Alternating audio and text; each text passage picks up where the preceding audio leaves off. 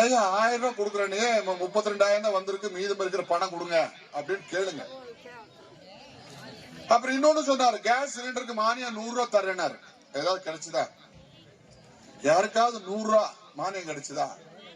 ஆனா நம்ம அண்ணன் எடப்பாடியார் சொன்னாரு, நான் ஆட்சிக்கு வந்தால் ஒவ்வொரு குடும்பத்துக்கும் 6 சிலிண்டர் கேஸ் இலவசம் வழங்கப்படும் சொன்னார். அத மக்கள் வாக்களித்து அவரை முதலமைச்சர் ஆக்கியிருந்தால் 6 சிலிண்டர் உங்களுக்கு இலவசமா கிடைச்சது. இதை நான் ஏன் இங்க சொல்றேன்னு சொன்னா, இப்பவும் நாம் ஒரு தேர்தல் அறிக்கை முன்கூட்டியே கொடுத்திருக்கிறோம். ஆட்சிக்கு வந்தால் அனைத்து மகளிர்களுக்கும் உரிமை தொகை 2000 வழங்கப்படும். அங்க தகுதியெல்லாம் பாக்குறது இல்ல, எல்லோருக்கும் 2000 வழங்கப்படும்.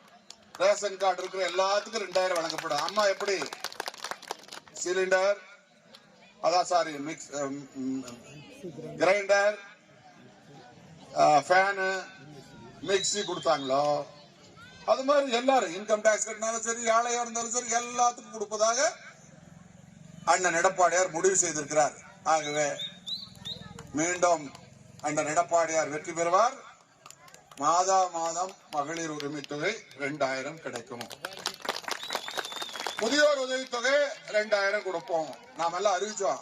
இப்ப என்ன பண்றோம்னா பயந்துட்டு நானும் 2000 கொடுக்கறேன், நானும் முதியோர் தொகை 2000 போடுறேன்னு சொல்லி போட்டுட்டு இருக்கிறேன். இப்ப நம்ம என்ன சொன்னா, அம்மா ஸ்கூட்டி வழங்குறதுக்கு 25,000 ரூபாய் மானியம் கொடுக்கணும்னு சொன்னோம். அம்மா அறிவித்த திட்டத்தை அண்ணன் எடப்பாடியார் நிறைவேற்றினார். இந்த நாசமா போன ஸ்டாலின் என்ன பண்ணார்?